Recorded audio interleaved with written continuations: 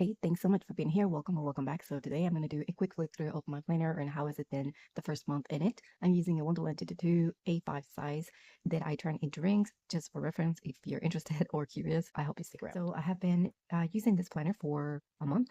Yeah, I moved in here on December 1st and I haven't looked back. This planner has just everything that you need. It has structures, it has content planning space, it has your life planning space, daily pages, weeklies. It has everything that you can possibly need. I do have other planners though, even though this is my one and only. I do have others for different other areas that I have mentioned before. I guess I think I did an updated video on my planner lineup for 2024. If it is uploaded, I will link it below in case you're interested on that. But basically, yeah, I wanted to just kind of flip through the pages and talk a little bit about how has been. So the first thing that I want to mention, which I also shared another video talking about why I switched it to rings and all that stuff.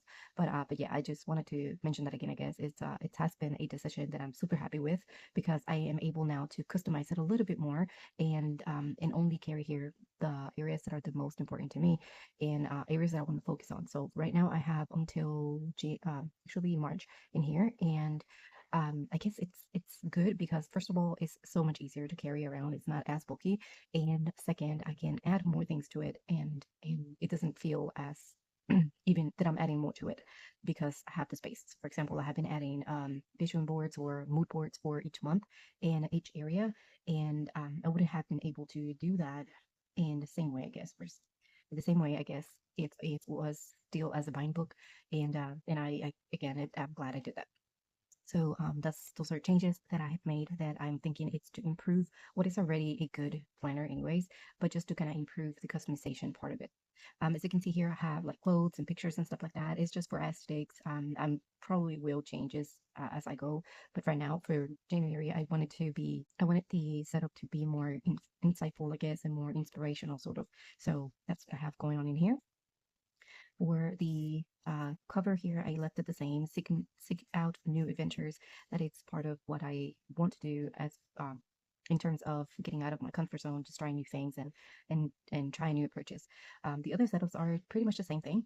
I think I shared this with you when I did the through on the rings when I was talking about switching it to rings and respinning and all that stuff. So all these setups feel about the same, but this time I'm just going to talk about how I'm using it. So the Wonderland 2 has this portion right here with mini calendars that I chose to use as content planning and only like to have an overview for extra notes and more in-depth details and brainstorming and stuff like that. I do use either Notion or I use that separate notebook where I can just freely write down any ideas and stuff like that. And then over here, it's where I am trying to keep it more mindful and more sort of minimalist in terms of straight to the point. So, for example, on these mini calendars, I am planning out ahead the days that I want to publish some kind of video or media post. So, I have this first week already sort of planned, but I'm thinking that I am going to wait until and see how it goes first and then continue to use the rest of the space as I go, depending on whether or not this sort of approach works. And this is just for me to know when a video or a post is coming up and um, how prepared I guess I am for it. Did I film it already? Did I edit it? Did I upload it, published, and all that stuff? And here I just grabbed a separate daily page and folded just to kind of have an extra space just for ideas. Look, anytime that I think about a topic that could possibly share with you guys online, I list it in here and then I'm updating the status of it, whether I published it or not. And if I decided to just cancel it and not go for it, I am planning on just writing over it or like crossing it. That way I can still see what I wrote and maybe if I at some point have a similar idea again, I can still see that I already thought about it. You know what I mean? Like instead of just erasing it completely and then forgetting what it is that I wrote before. So, anyways, this just for like an ideas section, and then in here on the setup here on the planner, she gives you you have the monthly overview here on the left, and then on right on the side you have this area which is titled notes, but I'm using it as a complement for or additional space, an extra space for the monthly planning. So for example, in here, I'm writing down the topics that I'm releasing on January, for example, as I go anyways. So this video is one of them. This 1 month in my woman wanted to do, that's the topic I'm talking about right now. Once it is published and listed and everything, I will check it. I will check it off, and I will continue to do the same thing with the other topics. I am tracking stats up here just for the visual, and just to have an idea. I'm not necessarily focused or hone in into stats because that could be very misleading, sort of. So, meaning subscribers and followers. Um, again, that could be a little bit misleading. But I do want to kind of track it and have an idea on how fast it is growing and stuff like that. And then content creation flow, this is just a reminder for me, like things that I want to do consistently to start creating a flow and more ease on when it's time to create content. And so I just wrote it as a list form. I might switch this eventually, but right now it's just as a list form, and it's just as a reminder. So this is how I'm using these little calendars in here in case you happen to have the same planner and happen to be trying to either start a YouTube channel or update your processes or stuff like that. Maybe this is a good idea just to kind of separate it from the day-to-day planning. Then we get to my trackers. I'm thinking I'm going to add something in here to kind of separate the two because it's two different things. These are my personal trackers. So here I track all my vitamins, my exercises, energy levels, productivity, mood. I mean, I switch it every now and then, but that's basically what I do. It's just more my personal daily life activities. So this is for January. I'm using it a little bit different this month around because I just kind of want to try different approaches and see how it goes and which one I like the most at the end of the month and for the overlook, I guess, and the how functionalities, I guess. So this is how I'm using it on February and January, and I'm tracking about the same things. I don't want to go into much detail, but basically the same things like supplements, workouts, house projects or chores and stuff like that. So here we got the extra trackers. So we got one of these pages per month. And then you get to your monthly overview. I think I shared this with you previously, but basically what I do in here, she gives you on the monthlies, you have a December overview. So a beginning of the month page with an overview or space for you to do whatever it is that you want. I chose to use it as my milestones or my focus for the month, and I divided in sections. And then this time around, I did like an entry for like a thoughts and intentions for the month. And then at the end of the month, I did a review or reflections and how the month went once I started reviewing each of the areas. And then this is my monthly review. This time around, I tried to stick with using a lot of the stickers that I got. And while I liked it, it's fun and it looks pretty and girly and I love it. But in January, I decided to go a little bit more minimalist and instead of focusing on the decor aspect of the page, focus more on the action taking because again, I want January to be a very productive month, hopefully. So, but anyways, this is December overview, a very basic planning approach. I just wrote to-dos, goals in here, and then just went on my days and just write down the most important thing that I wanted to focus on that day, or highlight, I guess, of the day, and that was it. For the weeklies, I went with a more reflective approach, I guess, for the dailies. Instead of just going with the timeline, I just went in and did like an entry whenever I felt like I wanted to highlight something that happened in the day. I did add a few goals at the top, my weekly focus, meals and shopping, and I did switch this bottom part as I went. And here I have daily to-dos, and after that, I started adding trackers. You know that I am a tracker person. I had to have some kind of visual tracking on my weeklies, and that's what I did. So basically, the information on the weeklies is the same. The setup, it's just what changes a little bit in the decor. And then at the end of the month, you have a December or review for the month. I haven't really looked into this since I did the overview in here on the first page, and that was just me not really thinking ahead. I just set it up like that at the beginning of the month, and I didn't think that or remembered, I guess, that we had this page as well. So what I'm thinking is that I might do a collage here of my 2023 review reflections page or something like that. So maybe just pictures and maybe a few entries or something like that. I don't know. I'm not sure just yet. So I haven't really worked on it. And then I did a collage here for my mood board for January. And this is meaning the areas that I want to focus for the month of January. And I'm thinking I'm going to do something similar for each month. Just kind of choose instead of one vision board for the year, I'm thinking about going for a mood board for each month. And that's and then here on the January overview, I set it up a little different this time. Like I said before, I wanted to focus on the month of January to be more productive and action taking, or actually taking action towards the milestones that I set. So I titled it my master list. Yeah. So this portion, anyways, it says my master list, the status and the date that I completed. So anytime that I think about something that I want to do this month, I want to list it in here. And then self-care, these are the areas that I want to focus on. So self-care, family, creativity, and money. So, and I have a few things that I want to focus on this month. Hopefully, I'll get them done. And then this is my monthly overview. Very simple. Like I said before, I don't want to focus on the decor aspect of the page. I just want it to be more functional and to the point. So that's what I did. Just focus area to do's and just I'm listing things as I go. And I forward plan, I guess, a few things that I already know are going to happen. And then I'll have an area here for the notes. And that's pretty much it. And then for the weekly, this time around again, I am trying, instead of going with the journal entries, I'm trying to go with more of a time um, tracking sort of approach. Hopefully I can stick to it. And if I'm thinking I'm going to go with the same sort of approach for the entire month.